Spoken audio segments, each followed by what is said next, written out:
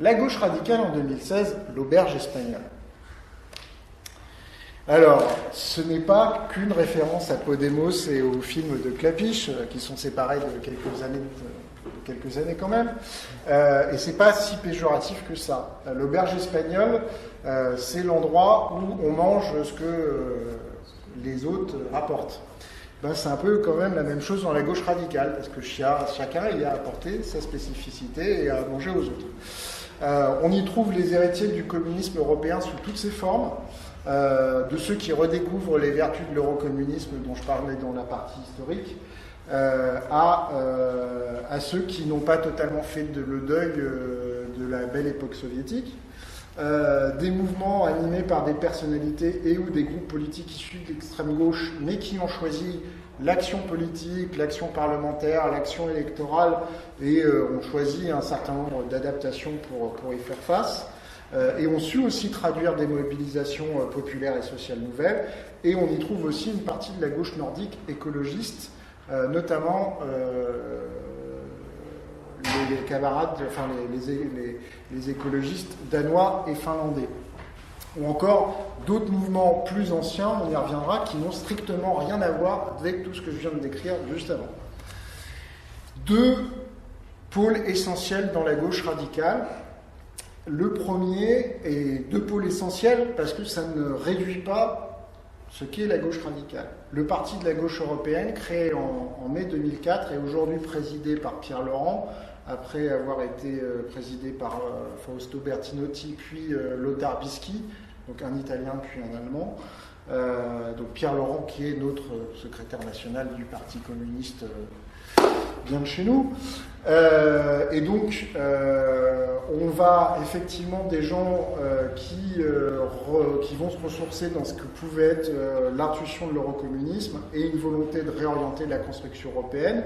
Là-dedans, on peut classer le PCF, Syriza, Die Linke, ou Izquierda Unida, qui est l'alliance électorale autour du Parti communiste espagnol, et des partis qui ne sont pas tous les mêmes d'ailleurs, qui sont plutôt héritiers d'un euroscepticisme de gauche plus classique, comme la gauche verte danoise, le Parti communiste portugais, ou le KSČM, c'est-à-dire ça c'est les communistes tchèques.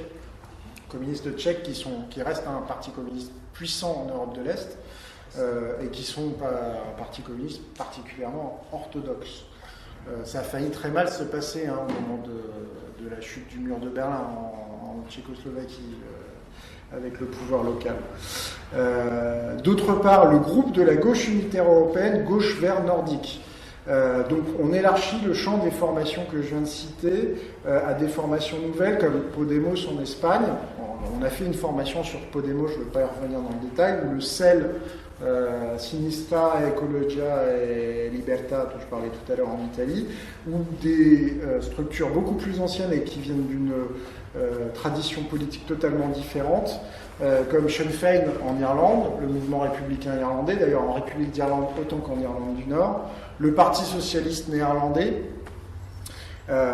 qui est au départ un parti gauchiste qui s'est quand même beaucoup discipliné et assagi, ou encore les dissidents de Syriza, puisque dans le groupe de la GUE, vous avez un représentant d'Unité populaire, le parti qui a rompu avec la majorité de Syriza et qui s'est écrasé complètement aux élections législatives de septembre, mais ils ont gardé un eurodéputé qui reste affilié comme les autres députés de Syriza à la GUE.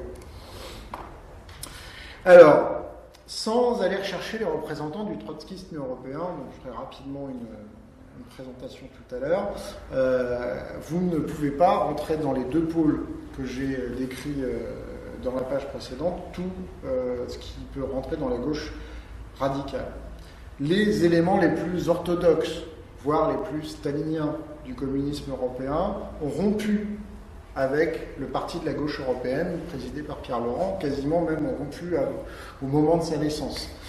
C'est le cas des communistes hongrois, du Parti communiste ouest-allemand, qui n'a pas participé à la formation de Die Linke. Je rappelle que Die Linke, c'est la fusion entre les héritiers du Parti communiste est-allemand et l'aile gauche Oscar Lafontaine, plus tout un tas de leaders syndicaux du SPD.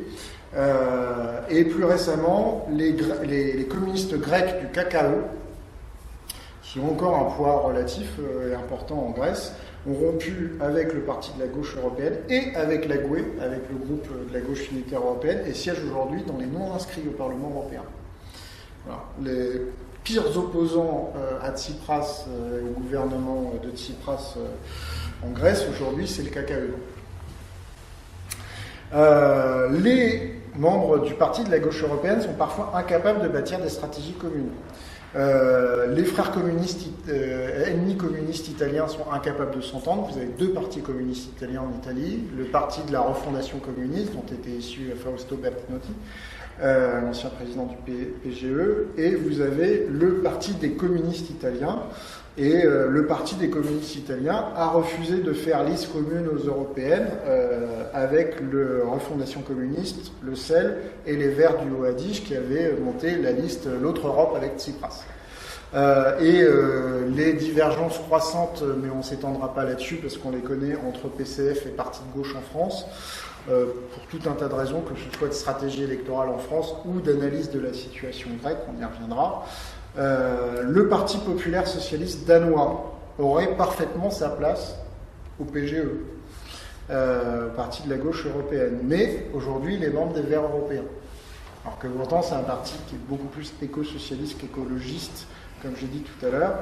Et en Irlande, la gauche radicale, entre guillemets, est partie divisée aux élections de 2016, puisque vous avez d'un côté Sinn Féin, les héritiers des provos du mouvement républicain, et de l'autre, la coalition de l'alliance anti-austérité, les gens avant le profit, qui ont fait un score non négligeable et qui ont obtenu des députés au Parlement irlandais, sans compter aujourd'hui ce qui est devenu le microscopique Workers' Party, qui a eu précédemment des députés à la Chambre irlandaise qui sont issus de l'official Sinn Féin, mais tout ça sont des divisions entre les provos et les officials qui remontent à la fin des années 60 et au début des années 70, donc on n'y reviendra pas, sur fond de guerre civile en Irlande du Nord. Et enfin, les expériences grecques et espagnoles divisent tant sur la forme que sur le fond. Désaccords nombreux, évidemment, sur l'attitude de Tsipras et de son gouvernement par rapport au troisième mémorandum et au récent accord migratoire qui ont de fait été imposés à la Grèce. Syriza et le bloc de gauche portugais reprochent beaucoup à Podemos son intransigeance face au PSOE dans les négociations actuelles pour parvenir à un gouvernement ancré à gauche. On y reviendra. Donc, le poids de la gauche radicale au Parlement européen, donc ça a été une très lente, mais très faible baisse, en tout cas en nombre de sièges, plus marquée en poids réel au sein du Parlement européen. Et effectivement, on voit l'émergence des phénomènes Syriza, Podemos, mais aussi des phénomènes irlandais et plus épars un peu partout en Europe, avec la remontée de 2014, où la gauche radicale a dépassé en nombre d'élus les écologistes. Ce qui n'était pas arrivé quasiment depuis 1994. Là, vous avez la liste des membres au sein de l'Union européenne, puisqu'ils ont des membres hors l'Union européenne, du parti de la gauche européenne, donc Die Linke en Allemagne, le Parti communiste autrichien, le Parti communiste belge, la gauche bulgare, le Parti progressiste des travailleurs à Chypre, qui est un parti communiste et qui est l'opposition au gouvernement conservateur chypriote. C'est entre les conservateurs chypriotes et les communistes chypriotes que ça joue pour le pouvoir à chaque fois. L'Alliance rouge-verte au Danemark, donc Izquierda Unida en Espagne, le Parti de la gauche unie en Estonie, deux partis en Finlande, le Parti communiste et l'Alliance de gauche. L'Alliance de gauche qui d'ailleurs retrouve aussi des tonalités éco-socialistes. Parti communiste français et le parti de gauche qui s'est retiré plus ou moins du parti de la gauche européenne sur fond de désaccords en termes de stratégie électorale avec le Parti communiste français. Évidemment, Syriza, la coalition de la gauche radicale. Je parlais tout à l'heure des deux frères ennemis communistes italiens, la gauche luxembourgeoise, le bloc de gauche au Portugal, le Parti du socialisme démocratique et le Parti communiste de Bohême-Moravie en République tchèque, et puis des partis plus anecdotiques en Roumanie et en Slovaquie. Pour finir la présentation de la gauche radicale, on a d'autres rassemblements, la gauche anticapitaliste européenne, dont sont également membres un certain nombre de partis de la gauche européenne, et l'alliance de la gauche verte nordique, qui réunit différents partis, y compris sur des réalités politiques qu'on connaît peu en Europe, mais les îles Féroé et le Groenland ont une vie politique autonome, il faut le savoir, donc il y a aussi des partis là-dedans, et où il y a un chevauchement dans l'alliance de la gauche verte nordique entre écologistes européens et partis de la gauche européenne. Vous retrouverez tout ça. Donc la gauche européenne en 2016, convergence, divergence, impasse, opportunité. Donc là je cite Paul Magnette, qui est avec Elio Di Rupo le principal leader du Parti socialiste belge, en tout cas wallon. Aujourd'hui, la social-démocratie n'a pas fondamentalement besoin d'une révision de sa doctrine politique. De fait, comme disait tout à l'heure Pauline, ce qui se passe depuis 2008 avec la crise financière et économique, la crise du capitalisme, devrait nous donner les intuitions pour réactiver ce qui étaient les perspectives et la vision de la social-démocratie. Mais elles ne se traduisent pas en termes électoraux, évidemment, et c'est sans doute un peu plus compliqué que ça. D'abord parce que si tous les partis sociodémocrates européens avaient une vision aussi claire de ce qu'était la perspective socialiste ou social-démocrate que le dit Paul Magnette, ça se saurait. Donc, effectivement, l'accompagnement au néolibéralisme a fait fuir l'électorat traditionnel, a fait émerger de nouveaux concurrents à gauche et a, en plus de faire émerger de nouveaux concurrents à gauche, a accru la défiance des partis à la gauche de la social-démocratie vis-à-vis de la social-démocratie. La gauche n'est aujourd'hui unique dans deux pays, j'en parlais tout à l'heure, le Portugal où les communistes portugais, les Verts portugais et le bloc de gauche soutiennent, mais ne participent pas au gouvernement le gouvernement socialiste d'Antonio Costa, et la Suède où les sociodémocrates et les écologistes gouvernent avec le soutien critique du parti de gauche. Au Danemark, jusqu'à l'année dernière, on avait un phénomène comparable.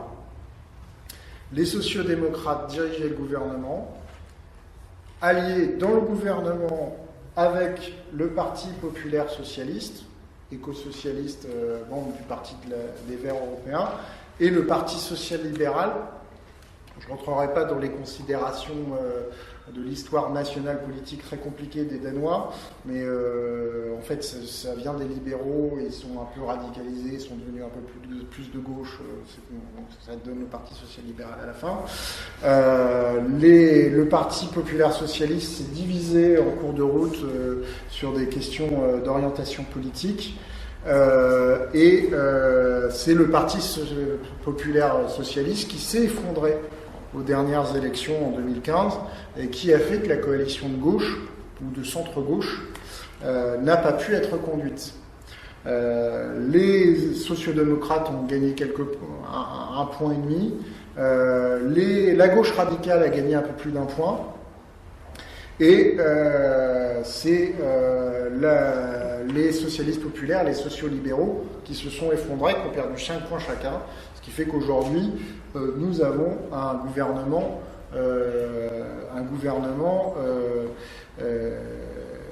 de droite minoritaire au Danemark. Parce qu'il n'y a plus la possibilité de faire de gouvernement de gauche, donc tout le monde s'accorde pour que la droite ait sa chance. Voilà. Et de fait, quand la gauche radicale ou la gauche verte gouverne avec les sociodémocrates, sa capacité à résister politiquement dépend largement de sa capacité à résister à la pression libérale qui est exercée sur les leaders de ces gouvernements sociodémocrates.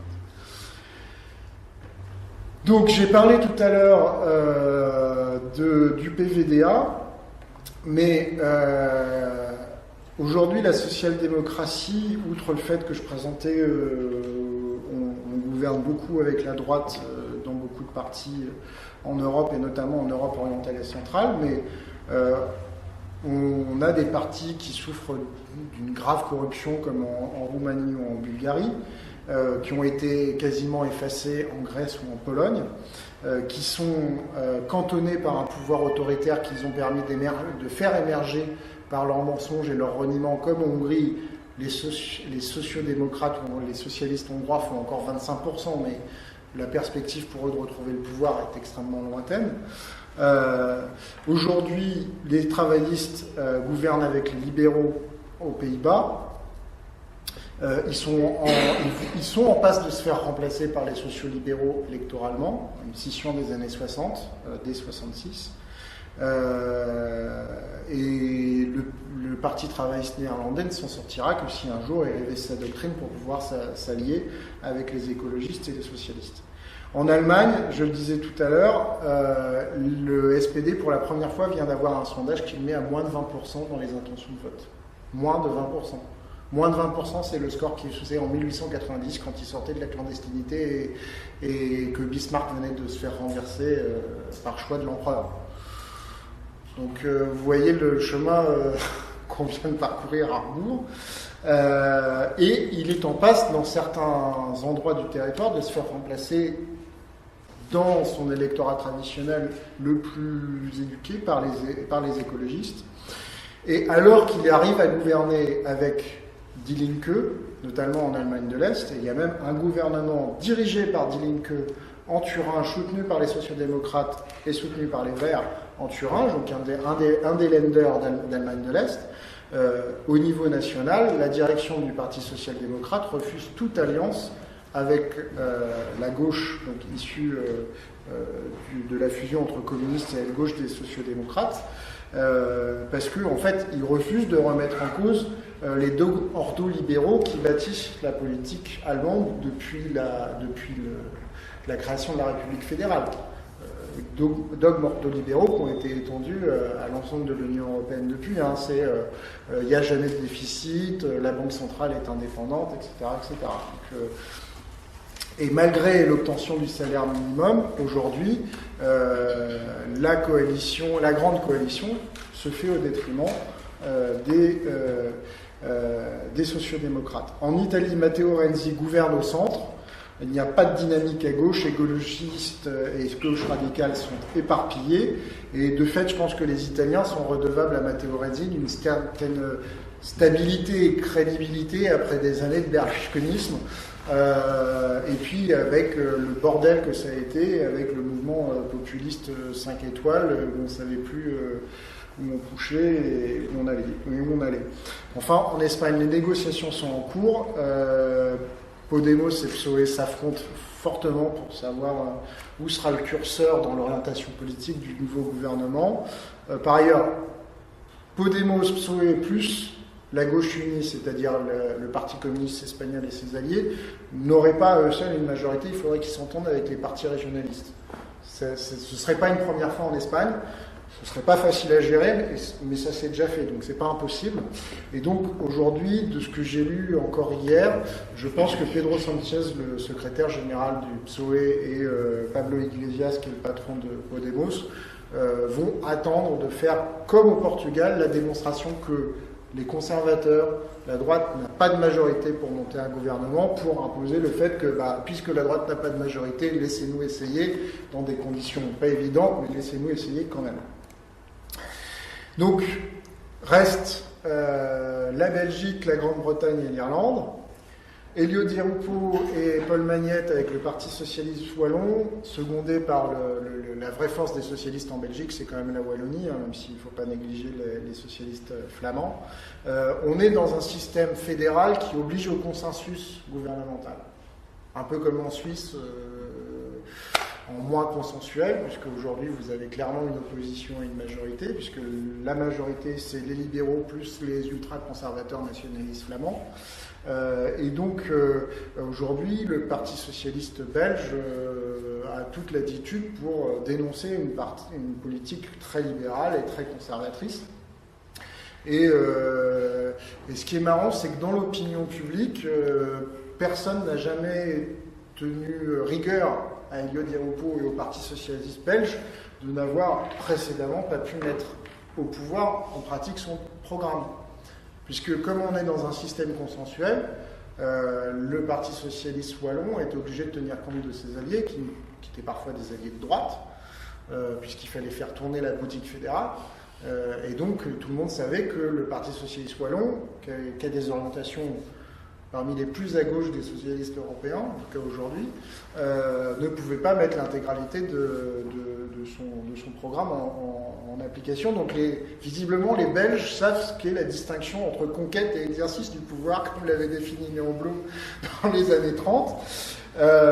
Mais aujourd'hui, cette situation d'opposition très claire permet que le Parti du travail belge, ex-maoïste, se dit même prêt à discuter avec le Parti socialiste wallon. Je ne suis pas sûr que ça bâtisse une majorité à la fin, mais bon, pour dire que ça bouge, quoi. Donc, situation compliquée en Grande-Bretagne. Jeremy Corbyn est donc le nouveau chef, avec une volonté claire de réorienter à gauche, une volonté claire de trouver des alliés au Parti travailliste.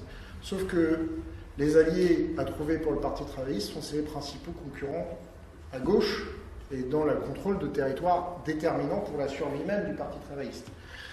Autant ce sera facile de discuter avec les Verts, autant le Parti travailliste, pour revenir au pouvoir, aura besoin du Scottish National Party qui dirige l'Écosse, mais pour avoir une véritable assise et une véritable crédibilité politique, il va falloir que le Parti travailliste reprenne pied sérieusement en Écosse, d'où il a été quasiment chassé aux dernières élections par le SNP.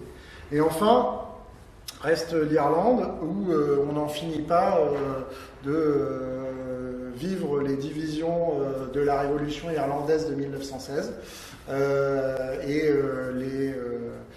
les attendus de la guerre civile en Irlande du Nord des années 60, de la fin des années 60 à la fin des années 90, et où néanmoins Gerry Adams, qui était le leader des républicains irlandais en Irlande du Nord, est descendu en République d'Irlande, a reboosté Sinn Féin, l'a fait passer de 5 à 20% en quelques années, puisqu'il a fait 20% aux dernières européennes, mais il a connu un véritable échec aux dernières élections législatives de février 2016, puisqu'ils n'ont fait que 14%, donc très loin de leurs attentes.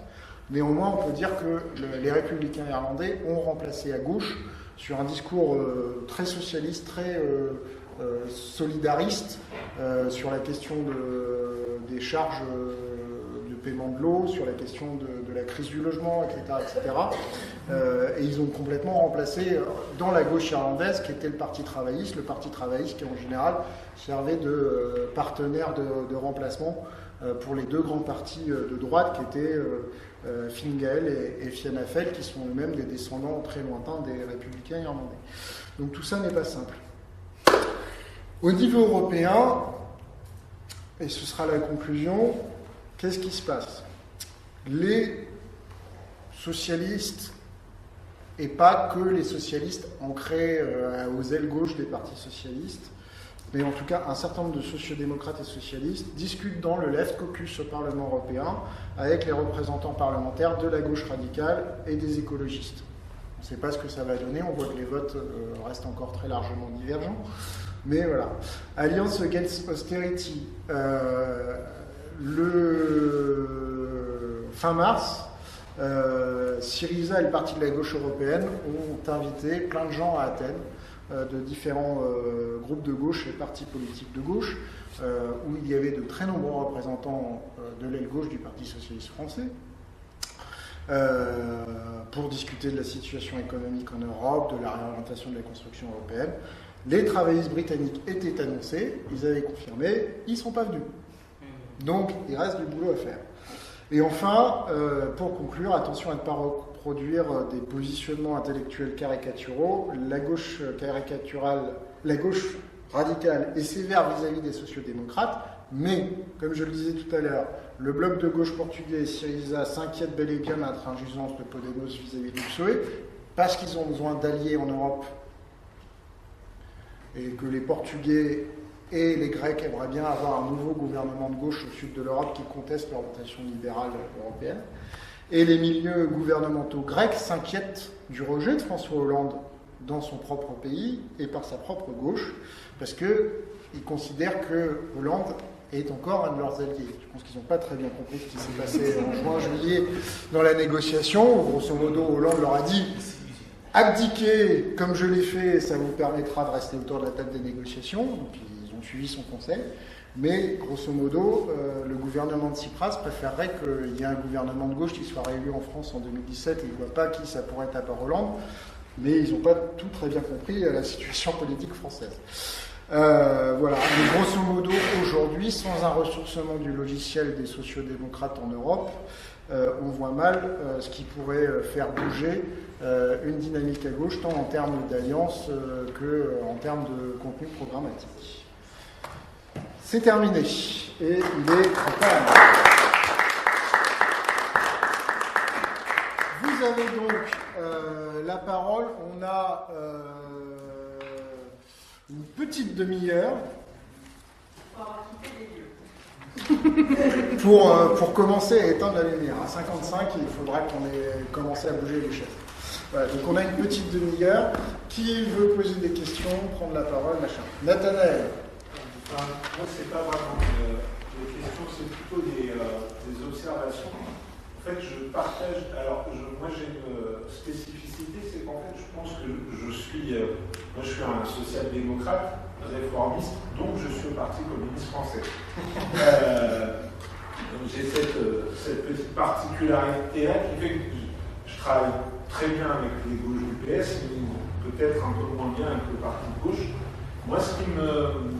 En fait, c'est assez étonnant quand on voit les scores électoraux et le poids pondéré des deux grands blocs de gauche que sont le bloc social-démocrate habituel et le bloc dit de gauche radicale. Le bloc de gauche radicale n'a jamais autant pesé à l'intérieur du Parlement européen et pourtant, à mon sens, aujourd'hui, autant les années 2000 étaient les années de la gauche radicale. Je vous renvoie à la lecture d'un ouvrage coécrit par Philippe Marlière, Cameron Mouma et encore un qui faisait un panorama à la fin des années 2000 de la gauche radicale, qui à ce moment-là était vraiment porté, notamment avec en France la dynamique du non-TCE, etc. Et aujourd'hui, je pense que, alors que c'est une période électoralement la plus dure, pour le bloc social-démocrate, c'est le combat essentiel se joue aujourd'hui pour l'avenir de la gauche à l'intérieur du camp social-démocrate. Et il pourrait, à mon avis, moi je suis assez intéressé par ce qui se passe avec le Left Caucus, avec le fait que les gauches du Parti socialiste soient mais aussi d'autres soient venus assez nombreux participer aux travaux de l'Alliance Against Austerity, parce que ça doit répondre, à mon avis, non pas à l'urgence du moment, qui est non pas de réviser le logiciel, parce que ça, on sait faire, la technique, les projets, tout ça, on sait très bien faire, mais c'est réécrire un récit collectif pour la gauche de transformation sociale en Europe.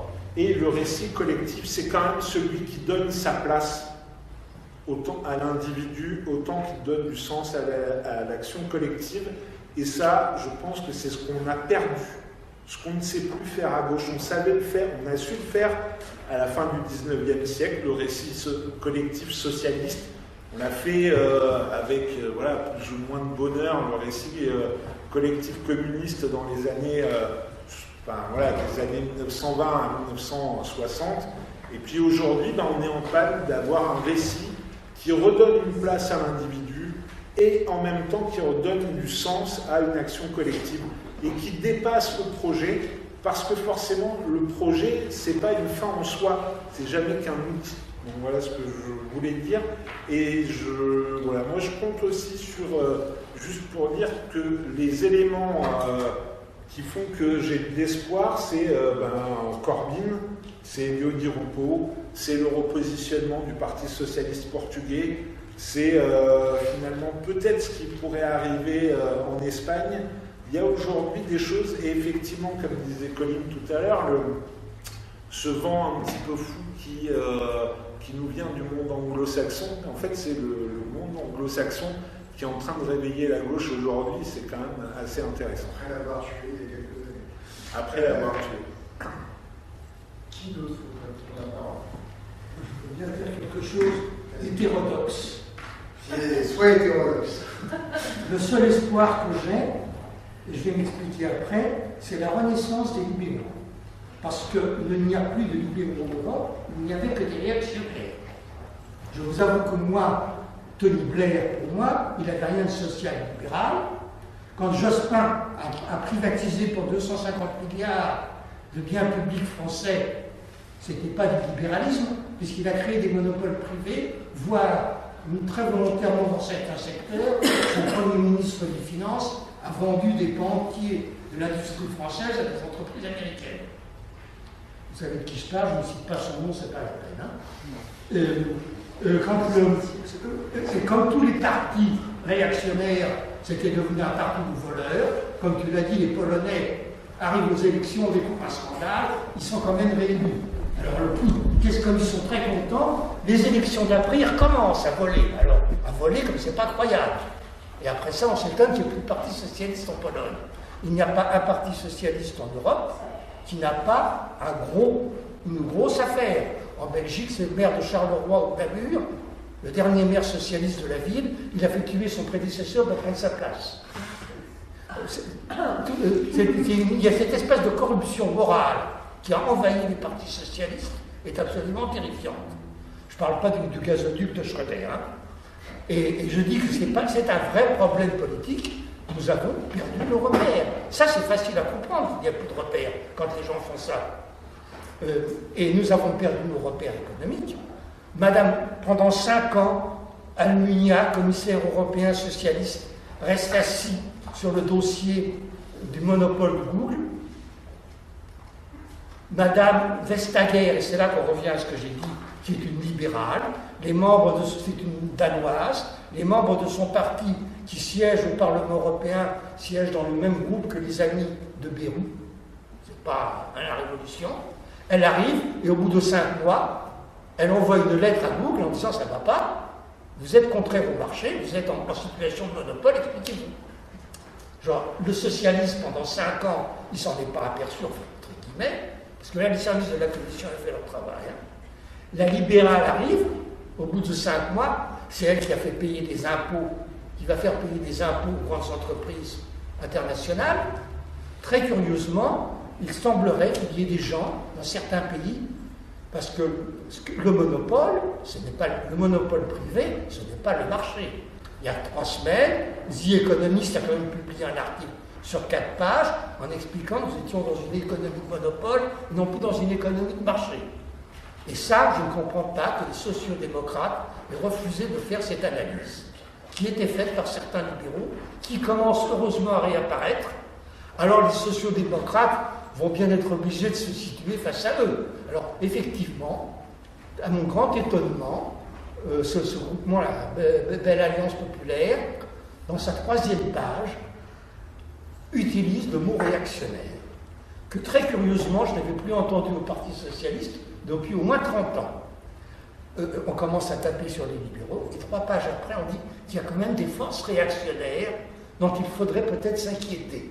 Alors c'est pour ça que je dis que moi, mon seul espoir, c'est de voir réapparaître une droite non réactionnaire, et face à cette droite non réactionnaire en économie, le PS, les partis socialistes, sont bien obligés de se situer. Est-ce que j'avais dit que je serais iconoclaste, hein? Jean-Luc. Oui, alors tu as fait repartir l'histoire des partis socialistes autour de la chute du mur de Berlin. et les problèmes de la social-démocratie. C'est vrai qu'on avait besoin du monde soviétique pour que le capitalisme laisse des choses arrangées à la classe ouvrière pour qu'ils deviennent communistes, donc ça arrangeait bien les choses. Mais après 89, ça a quand même été clair que les libéraux se sont lâchés quand même. Mais il y a quand même eu des problèmes bien avant. Il y a le fameux bouquin sur les partis politiques, j'ai plus le nom de son auteur, mais qui est un classique de 1911, qui décrit la société-démocratie allemande. Moi, l'année dernière au Congrès, ça m'a fait penser parce qu'il raconte que dans la social-démocratie, les militants ont de telles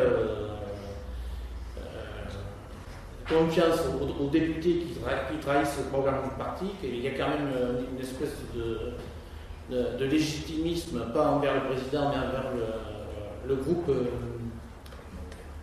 parlementaire, quoi, qui trahit. Donc, cette difficulté. Alors, je ne parle pas de Lénine et de René Gakowski. Bon, il y a toujours eu, enfin, même depuis le départ, bon, on est un peu comme Sisyphe. On a l'impression qu'on n'avance jamais, quoi. Donc, alors, pendant des années, ça va, et puis, comme à Épinay, et puis hop, ça redescend. Bon. Donc, moi, c'est là-dessus que je voulais donner un éclairage. Et puis, une autre question sur le plus, pas conjoncturel, mais lié à des événements. Alors, pour la France, on peut dire qu'avec l'institution de la Ve République, le président qui a tous les pouvoirs, bon, ben, c'est plus facile de transformer les députés, le groupe socialiste en fétiche paysan, qui a l'effet Ve République. Bon. Par contre, pour l'Espagne, il n'y avait pas de président, puisqu'il y a un roi, bon. Et pourtant, on a eu un gouvernement espagnol qui a fait une politique de rigueur terrible. Il y a eu une corruption en Espagne aussi terrible. Au Portugal, alors je ne sais pas si c'est que des socialistes, mais c'était pas eux, c'était leurs frères, mais il y a eu des ventes de sociétés par les socialistes aussi. Donc, sous Socrates, donc là, on peut pas dire que, pour l'Espagne, on ne peut pas dire que c'est le président qui se décide de tout avec ses conseillers. Et pourtant, on a des phénomènes parallèles. Est-ce qu'il y a encore une question que je puisse répondre ou pas? Alors, juste dans l'ordre. Je crois que c'est Ernst Hildebrandt aussi qui disait, alors sans être totalement sur la même ligne que Laurent Bouvet, même si cite Laurent Bouvet, il dit à partir du moment où les partis sociaux-démocrates ont commencé à abandonner